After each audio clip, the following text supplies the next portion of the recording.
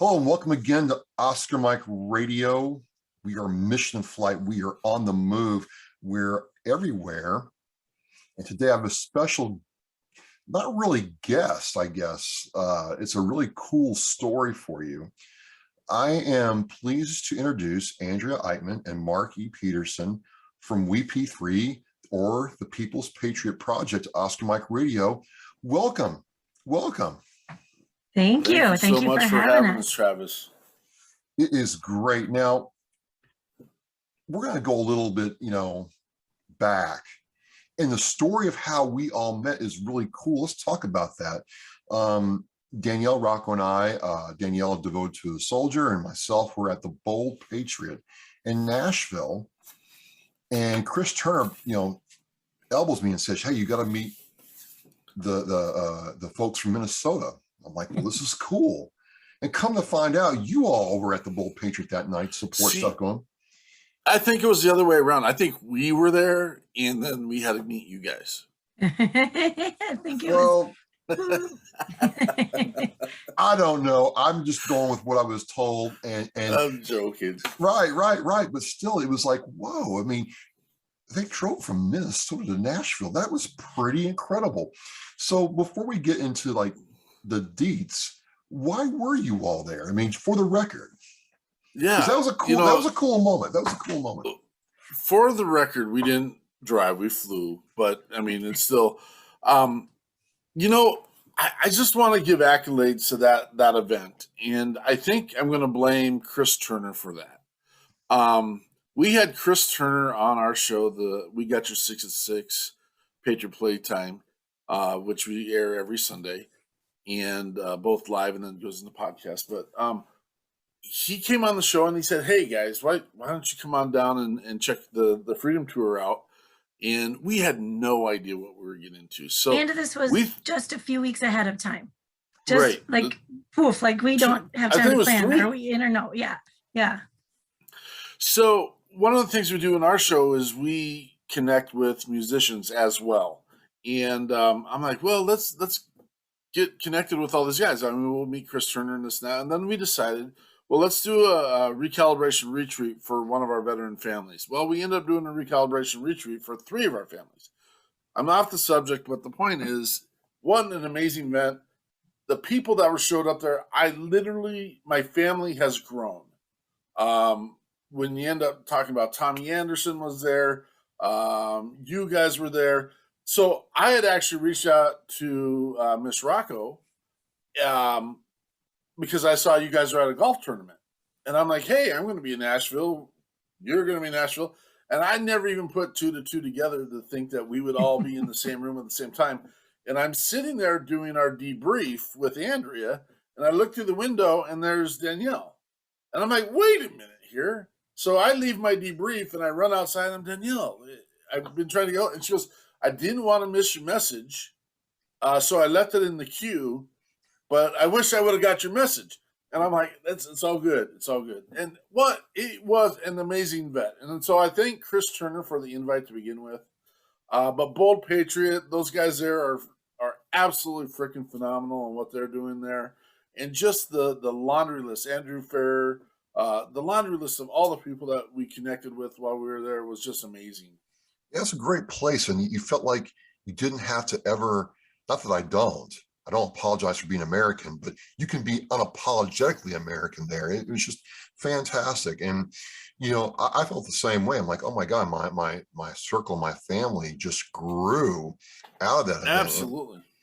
And I really liked what you all were doing. And I really liked the fact that, one half of you is crewed by a civilian female helping out veterans. I thought there was a deeper story there. And then after that, it seems like you all got done with that event, twisted the throttle, and now you're just going hard. I mean, what do you all, I know what you do, but tell my listeners and viewers who are watching this, what you all do.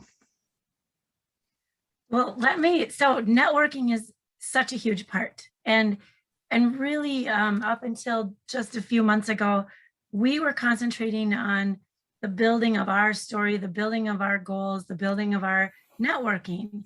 so that we can put it all together into what, we want to accomplish with everyone. And so, networking, putting other like-minded and like-missioned groups on our podcast and on our Sunday night show has been a blessing, because we realize there's no way we will reach every one of those veterans out there who's contemplating the end of things.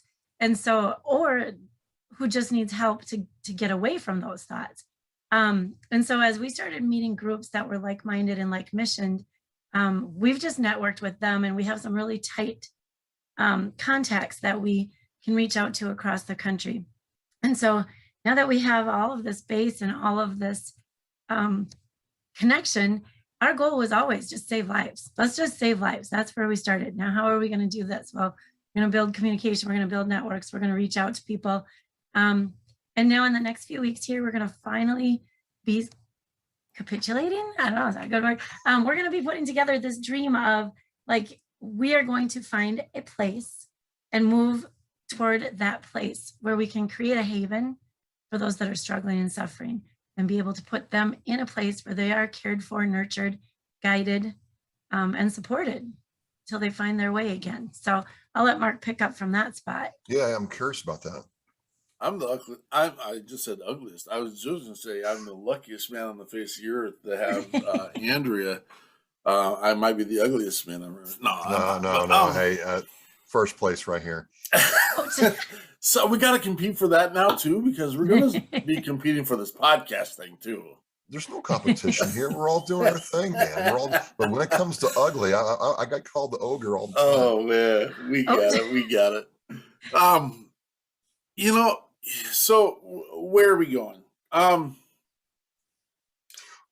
It's kind of tough because this map necessarily doesn't have, I mean, there's no finish line to what we're doing. I mean, okay. Sadly, we're never going to get to the end of 22. The number for us is 17 to 75, but we use the branding 22 as well, as most veteran organizations do. We get in that argument with people all the time. But a lot of times in this, our truth is that we throw stuff against the wall to see what sticks. And it is part of the process. A year ago, if you had told me we were 18 months into doing a podcast, I would have told you you're crazy. If you told me that we were going to have our own exclusive, monetized, and royalty-paying radio station that plays exclusively veteran and first responder musicians and Patriot players, I would have said, I don't even know what you're even talking about.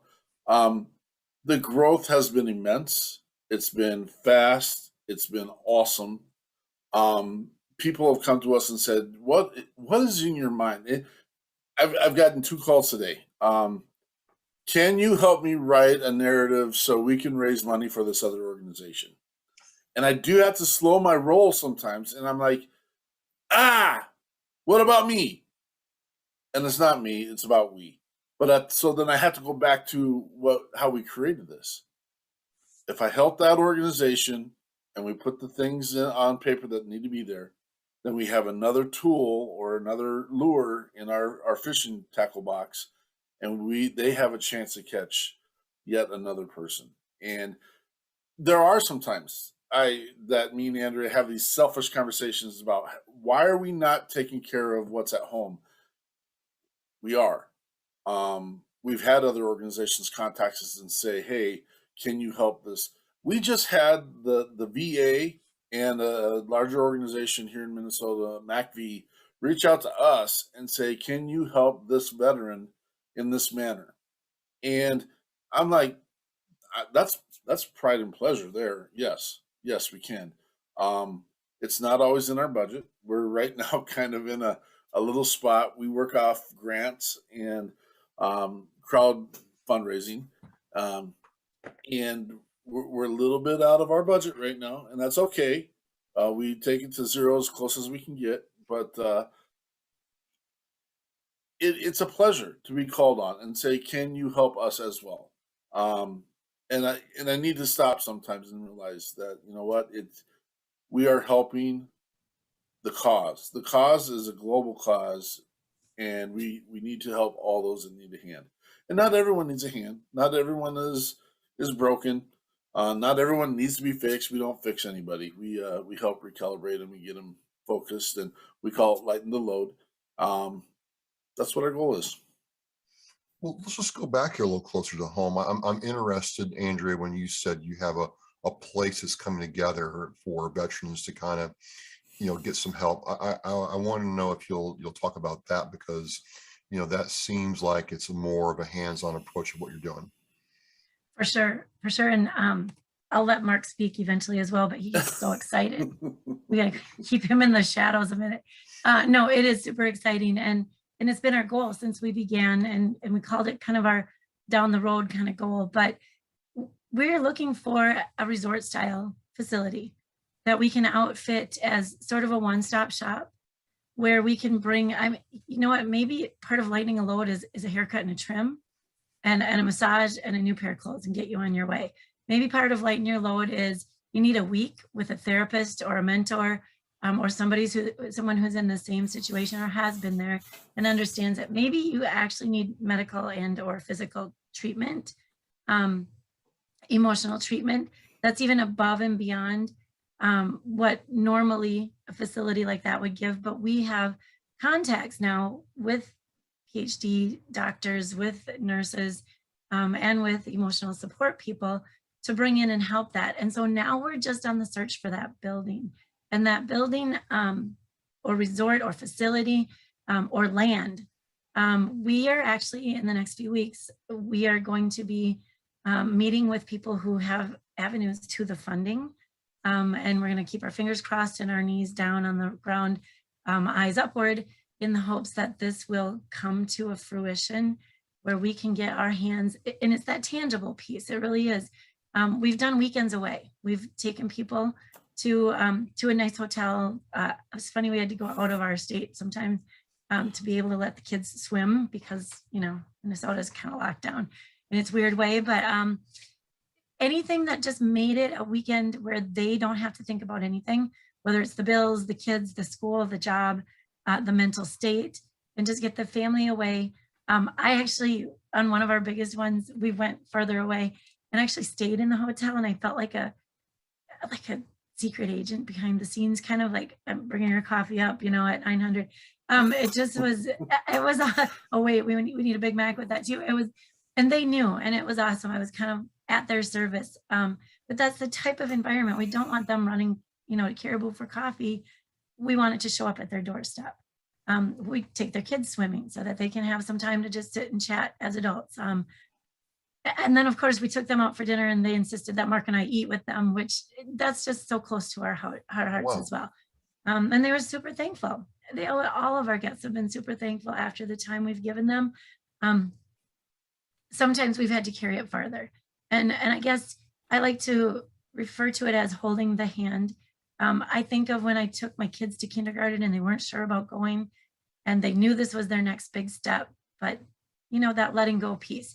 And we're not going to let anyone who's not ready to get back out there, we're not going to let go of their hand.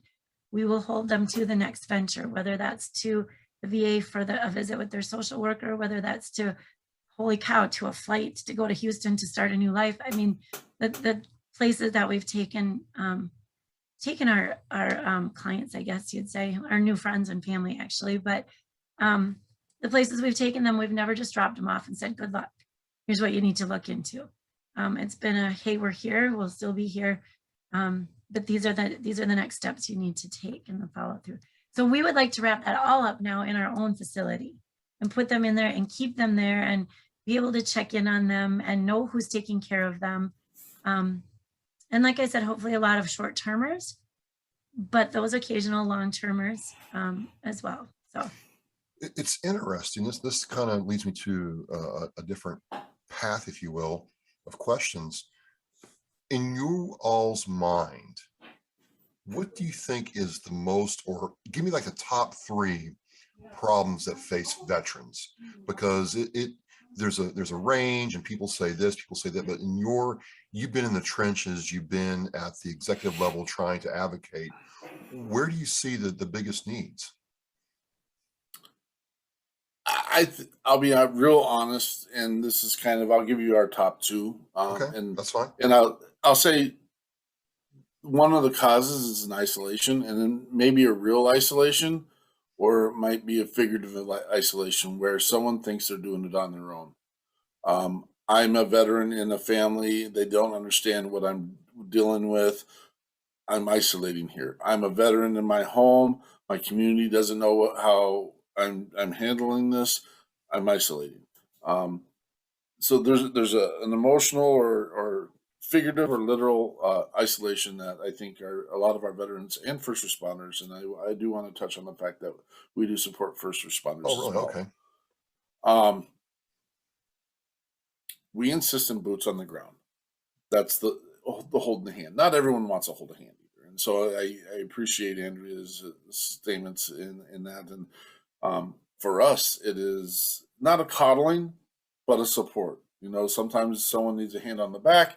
Someone needs to be pulled through the crowd. Sometimes you need a little bit of push. Sometimes you just need to know that someone's standing on the other side of the room, knowing that their eyes are on. The other piece is the relationship. I think in all the pieces, even as I'm going through some medical things right now, and you've been recently through some medical stuff as well. I hope your knees, the wheel's doing well. But one of the pieces missing in that world is you don't get to see the doctors that you have relationships with. You are in a network of people, and you don't know if anyone cares about your needs because you're just being pushed off, moved on, next person. I totally get it. It's like an assembly line. Like, okay, yep. You see your doctor for 12 minutes and then 6 weeks. Have a nice life. We believe in building the relationship with the individual. We believe in building a relationship with the organizations that are supporting those individuals. We believe in advocating through those organizations. We have a housing organization out here that takes care of veterans. We had a case where there was a family living in a situation that probably wasn't best for the child that was in the living situation. And we went in, and we're not here to call anyone out. Everyone's doing the best they can with the resources they have. But it just took a conversation. Hey, we went in, we looked, we saw, this is what we saw, this is our opinion. Can we make a change? And we helped with the resources that made that change. And that organization was perfectly fine with helping with that change. And so sometimes it just takes, eyeballs on the person from across the room. And the boots on the ground, building relationships. That's what we believe in. Well, I think there's a component for that. I think a lot of people, let's go to the 5K run, the golf tournament, let's do the bowling tournament, fishing tournament, and there's never really a demonstration of what did you do? What are you doing? Right? Sure. What are you doing? And I think people, civilian, military need to see that. So it's very interesting to me how you all front load that. I talked to a lot of orgs, and everybody's trying to do a good job, but one of the things I'm like, you need to tell the story of what you're doing, and I think that's important to see. So it is so awesome to hear you say that. Just so you know, it's one of the things that we a year ago said. We do have to establish relevance. Talking about the properties we're looking at doing. Some of them we're talking $4.5 million. Some of them we're talking, some are significantly less, but at the same time, it's hard to crowdfund for $4.5 million because everyone doesn't think their $20 matters or their 22 cents matters. Certainly does matter. And it really does. At the same time, it takes a really long time to bring $22 in to make $4.5 million. And even our smallest property that we're looking at in Kansas right now at $300,000, it'll take a while to make that happen, but it will happen. The relevance piece, and a lot of times we say they're small, but they're huge to these people. It's lightening the load for a minute, and we've got story after story after story of just taking a little bit of piece out of someone's life that helped them focus on something different. Awesome. Andrea, I guess that's our third component, lighten the load. What? That's Oh, it. yeah. There you go. Andrea, and one of the things that's, I go back to, and I just want to touch on again, is the civilian aspect. A lot of civilians tell me, well, I feel kind of weird reaching out to veterans because I'm not one and I don't know what I can do. And some of my fellow brethren are like, well, that civilian can't help me out. They didn't serve. So I'm kind of curious, how do you bridge that gap? And what's that mean to you to be able to impact someone's life in this way? Right. And I will say that has shaken my confidence just a couple times. Well, initially jumping in with Mark, I'm like, I don't even understand your language sometimes. Can you help me? Right. Like I'm a teacher, so I get a lot, but I'm not getting what do you teach? Some of the terms. I teach language arts in the middle school. Oh, wow. So you can help me talk better and write better? Speak better. Yep. Okay, good. No, I'm kidding. For sure. And that's so that's one of the things I leaned on. I'm like, well, I can speak. And I've always considered myself a very good listener.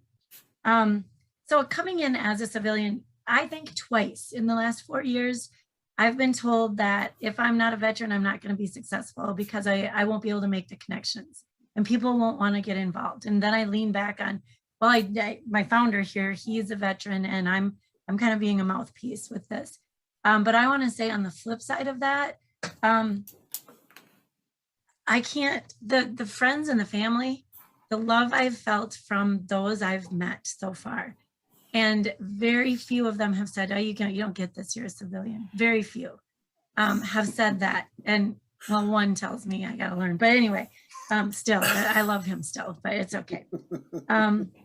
So coming in, what I felt I needed to get a hold of was, none of this is negative, but the bravado, the stigma pieces, I don't need to talk to you about it. I don't want to talk to anybody. So learning to take none of that personally as a civilian. And like I said, I think I'm, as a good listener, people have always just brought me more than I've ever wanted in the world of their troubles. And so someone told me, a good friend a long time ago, she said, well, God gave you broad shoulders and good ears, and then he sends people your way. And so I think I even brought that up to Mark at one point, like, yeah, I attract those who want to tell their stories and sometimes don't know who else to tell them to. And so I learned about this stigma, and I guess I've just found ways to kind of keep poking, I guess, into let's get past the stigma that you can't go outside or that you can't speak to anybody about your issues. And then that solitude piece, I don't know, I'm kind of a talker, I guess. And so I just don't let people enjoy their solitude anyway. And so poking into those walls is kind of a piece that I can bring in. And I even I got to present to our Rotary group here in town. Oh, nice. Yeah, they invited me in and it was a little bit of a shock because I might have done it during my school hours. And then my superintendent was in the Rotary group, which I didn't know. I'm like, hey, morning, I'm on break. I hope you know. But they were super great. And one of the lead policemen in town was in the group. And I talked about our facility and how we would like to take those who might be struggling, because ideally we want to catch something before it breaks. And so he's like, I'm not going to come into town and say, hey, I need help. Can I check into your facility in this town where I work? And I'm like, I don't want you to. Absolutely 100%. Because I think he thought I didn't get that. I didn't understand that. And I'm like, no, actually, Captain, I would like to say, hey, Joe called me the other day and said that you love to hunt quail. And so just so happens my organization has a quail farm down in Kansas that I'd like to take you to for a weekend. I already talked to your brother at work. I already talked to your wife, and it's a go for, next weekend. And then I'd like to pull you out, take you down. You can meet who you need to meet and talk to who you need to talk to. And then at that point, we'll figure out, like, have you dealt with what you've been working on? Or do you need more help? And he was like, oh, that's the most phenomenal thing I've ever heard. And I was like, well, whew, timing and knowledge. I was there on that piece. But why did you mention quail? you can talk about that in a minute, but that, because they're tiny and hard to find and you feel really good when you get one. I don't know. I'm making that up too, but it's been okay to work past it. My family is very, so my dad was National Guard. I have a cousin right now who's super involved. He was the ring bearer in my wedding. So just a little guy, right? And now he's been through 2 Afghanistan tours, and he just got back from an amazing peacekeeping mission in Kosovo. My heart and my pride to help and support and always be there for anyone who needs it. And you know what? I love my freedom, and you'll never be able to fault anyone for that in my eyes. And so I expect that people that love their freedom, that want to do the right thing, if they don't have the experience and they didn't serve their country that way, can serve and support by being in the trenches, so to say, when they come back. Born on the 4th of July, even though Tom Cruise isn't one of my favorite actors, that movie touched my soul. So I did a lot of reading and studying and researching on that, the Vietnam era as well. And I don't know, I don't understand why. I don't get the why. And so I guess that just made me more aggressive in trying to figure out and trying to be helpful. That's awesome. That's awesome. Speaking of Afghanistan, Mark, I did want to get your thoughts on Afghanistan, what's happening over there now. I just, it's making Vietnam, which I absolutely do not ever want to forget, but what's happening in Afghanistan is unprecedented. I just, I can't believe it. I want to get your thoughts. It's a super tough one, man. And yeah. I don't know that I have the answers. And here's I'm going to parallel it with a mission we just had with one of our veterans. Okay. And I get it, and I see it, and I understand it. But so we have a veteran. We needed to do a hasty extrication, actually, from the place that they were living because of some abuse issues, and we didn't really feel that up front it was really our place until we realized there was a child involved. And so then we knew it was time to boots on the ground, make things happen. Wasn't in our budget, wasn't in our scope, but we did make this move, and it was a significant move. The person didn't have any close relatives within roughly 2,000 miles of them. So we made this move. And this person, bless their heart, maybe had not planned out the entire process. And we were there to help and initiate and to support. And we did as much as we could. The asking just kept coming and kept coming and kept coming and kept coming. And we're stuck in it. And so I want to do a quick shout out, because if people feel and they're hearing this mission, and this is a female who was in an abuse situation. Unfortunately, the significant other was also a veteran. And we're looking to support him as well. Got this extrication, got it moved, got set up, got infrastructure put into place. All of her stuff is in storage, and she's looking for the resources to get her stuff out of storage. And it came at a little bit larger level than what we are prepared and ready to do. But and again, I've always said, we'll put it to the network and let them say, if there's people that are listening to this and think that it's a viable piece, reach out to us, and we will help take care of this. We will in part help her. It wasn't something that we felt was 100% on us to take care of, and there's some responsibility pieces that are in there. She's made some decisions to move her resources into other areas, and again, I'm not here to babysit. I'm not here to look over, but we're not a handout service either. So right. That's kind of going back to Afghanistan. At what point do we now? And I get it's nice to have a support piece and agency there in place, but at what point do they have to do it on their own? At what point do they need to have And I'm not saying they're there. I'm not saying they're not there. I really don't take a stance on this stuff on a political nature. Um, it breaks my heart to think that we have lost the lives and the personnel and the resources to help them over the years to walk away and see that did we make them weaker in the process? Because I don't know, we, man. I don't, and I would counter with this. It's kind of hard to win when you had Karzai, the former president of Afghanistan, Mhm. basically saying that American service members and troops serving over there weren't effective and didn't do enough. And meanwhile, it's documented that, that they would not defend their own country. And there's something else fundamentally flawed when the Taliban is just basically rolling over towns, which means the people there either were never going to fight for their freedom or never wanted us there in the first place. right. I just do not want our fellow brothers and sisters feeling like their service and efforts over there were in vain. That's the part that's bothering me, and I just didn't know what you all felt about that, because it's going to come up in future situations. I have to think so. You've already seen it, maybe. Absolutely. It's, I mean, it's that model. It's, Yeah. again, you talked Vietnam.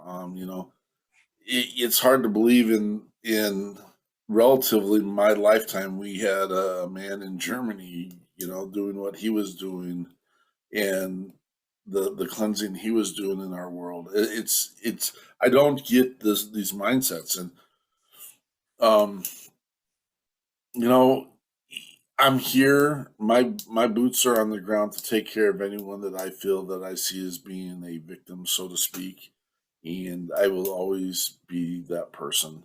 Um, I always think and want to believe that our intentions are good when it takes to protecting and serving other people. And I guess I'm going to yield to not knowing enough yet. And I Well, don't know that's that fair we enough. know the big picture. I don't know that Well, we know the it's big fair. picture. It's fair. It's fair. I was just curious. I think, what I'd like to know, listening to you all, and, again, ladies and gentlemen, meeting, Andrea and Mark in Nashville. They flew in, but still, it's a long flight. It was just one of the best parts of doing this. And it's like a no-brainer. Like, how can I support them? How can I, get their message out there? I guess that's kind of what I want to, go to next as we wind down, is how can people support what you all are doing? Because you're not just doing outreach, you're letting veteran artists have a platform to get their name out there.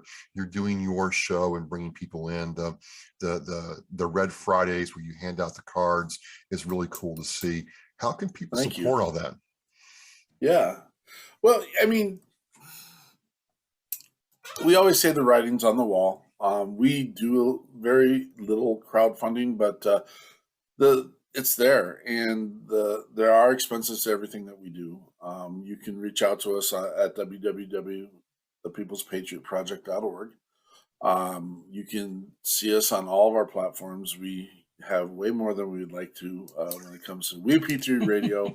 We got you 6 at 6, Patriot Playtime, the People's Patriot Project page, the People's Patriot Project group, Andrea's page, and I do have 2 pages out there. A lot of people ask, why do you have 2 pages? Because you only get 5,000 friends. That's why. And it's easier to network in a personal page than it is in a business page, and just you can reach out to see people wearing a uniform or a flag or a patch and say, hey brother, we're here for you. Yeah, all those platforms, that's how you can reach out to us. Right, because the funding is always a piece. We always have projects going on, and like Mark said, I mean, seriously, our bank accounts go like this and then this. It's crazy good, because then every time we get close to that zero number, we're like, well, we've been helping a lot of people, so we should feel good about that. So our funding is always open, and sometimes we run special campaigns. Right now, we're looking to maybe do a one family shout out campaign, just because it's a quick we want to jump in quick, help quick, and then hopefully that kind of bridges everything. But besides for the funding, I've made friends across the country. I've gotten involved with, and I'm not in this situation either, but there's a group that I've connected from the West Coast to the East Coast, the spouses of first responders. Now, I've spoken with many military spouses, and they have good groups and good support, it sounds like. But our first responders don't get that included in the hiring package, so to say. And so if you don't know, like the bigger cities, you don't know the other spouses, those connections sometimes aren't made. And so that group of understanding doesn't happen. And in Minneapolis, that would have been crucial to so many of our first responders to have known, the other spouses of the people involved in the whole last year, really. And so I've made those connections. And so I would say too, as just people, reach out to us, friend us on social media, follow us on social media. If you have something to offer, let us know, because we'll put you in our network. If you can be another, what do we get? Oh, knowing Travis, friendship, first of all, support. Just knowing there's someone else out there that Mark can compete with. No, I'm kidding. Just kidding. Can hold hands with while they grow. And that's a fun thing. Mark's probably not even that competitive sometimes, but yeah, because it seems like every event we have, I'm competing about something. But no, it's just, and honestly, if you're in this, so like Nick Richardson out on the West Coast, right? I've needed to call him or reach out to him a couple of times. Now, Buzz Bryan was just on our show last week. I feel if I have somebody in Florida that has a need or a reach out or a request, I can call Buzz and be like, hey, I don't know that area. What do you have for support down there? It's just, that's how our network keeps growing. So yeah, just follow us, let us know, and get in touch with us. Well, I'll get with you both and have all the links to your platforms. There'll be a long list in the show posts right on the website, so you can, see this. And, I do want to say this. I never look at this as a competition. The only person I'm competing with is myself. Well, because some people, civilian veteran in this vodcasting realm really take, and I like to win, but for those of you watching this is not, who's better than who. This is for what Andrew was saying. This is us coming together. So, hey, yeah, I know somebody in Massachusetts who can help you out, Mark and Andrea. I've got contacts in New Hampshire. I think that's the most important thing there is you're doing your thing in your way. I'm doing my thing in my way. There's no real first, second, and third place. There's no Olympics for this. We're just doing our thing. And as long as we have that, we're good, because, I look at it like 10 years ago, there was none of this. There was none of this. And, if you needed help, it was touch and go who would actually step up and help you. So it's just good to see this. I just felt that it had to be said. I know we joke back and forth, but no, I want people to understand this is not like, if I don't hit a certain number or if whatever, I'm going to feel like I'm second place or, Mark and Andrea are so much. No, it's not it at all. We are here for each other, which is what makes it so cool. It's really exciting to watch across the platforms, the relationships that are built. And you've even had some questions with me about some of the people in ours, and it's good. And it's like, you know what, why are we doing this? And it comes down to, it's more tools. It is more, and we do call it a toolbox, or actually we use the fishing tackle box, in the fact that we don't know what we're catching. You fish? I do fish. Nice. Not enough. I don't get enough time, but we work with Fishing for Life here in Minnesota, and cool. We get to go out and go fishing a couple times, and we got to do Travis Schmidt is putting us up on his boat, and so we're excited about that, and so thank you for that. And Andrew's looking confused and all that. But Ryan, his name's Ryan. I said Travis because Ryan Schultz. Thank you. Because Travis is on the screen. I get it. Right. No, That's Yeah. awesome. we can create any excuse we want. That's awesome. We make the rules. We make the rules. No, but No, it's just, it's so awesome. I can get up and look on the social media and know that I have an endeared relationship with Travis. I have an endeared relationship with Adam Jones. I mean, this list is unbelievably long. Right. And the amount of time I spend on a day just saying, hey, how you doing, brother? It's good seeing you. The likes, and we call ourselves, I mean, we are calling ourselves family now. Yeah. All these, everyone that met in Nashville is family. Everyone that I meet in Georgia is family. Everyone that I met in Texas is family. And it just grows and grows and grows. And we have conversations. It's like, hey, Chris Turner's right here, and boom, Chris Turner's right there, and boom, Chris Turner's right there. And it just, it's, I'm being selfish. I'm sorry, people. I'm being selfish. I am enjoying every minute of this, and we are making a difference, and we are saving lives. So, well, it's just been great getting to talk with Andrea Eichmann and Mark Petersen from the People's Patriot Project, or WeP3. I'm going to have all the links. It's going to be a long list in the show post. And, you know, I love having these kind of conversations where people are, you know, doing things in the trenches, hands-on, but also talking to those, you know, politicians, city leaders, law enforcement, first responders to advocate more effectively. Love what they did in Nashville. Love what you guys are doing. I like following along and seeing it, and I can't wait to meet in person again. So before we close, excited, brother. Before we close, last thing, what's next? What's the next? You got like the Ruck Chuck and Roll event. Yeah, tell me about that, and then we'll close out. That is going to be, I consider this one of our fun fundraisers. A local hiring a resource company, human resources, reached out and said they wanted to help us with a fundraiser event. And I just figured, look at me. So for the civilian world, I thought a ruck would be one of the most fun and easy things for them to organize, right? And so He's never humped an Alice. We have a fix in here, though. There's a fix. Okay. All right. Go on, Andrea. The dirt kicker knew how to fix this problem. So yeah, okay. So all right. So we're putting this together October 23rd. We are doing this is going to be a fun day. So one of the organizers just happens to be my son as well, very into the athletic things. And so we're doing up to 10 mile. It's a 2-mile loop. So up to 10 mile ruck, carrying your pack and doing your deal that day. And then we have a cornhole tournament. For those who might not want to do the ruck, we've got this cornhole tournament going on, which actually fits so well. For example, I have friends who she's very active, Army National Guard right now. Her husband is disabled veteran. There's no rucking going on for him, but he can play cornhole.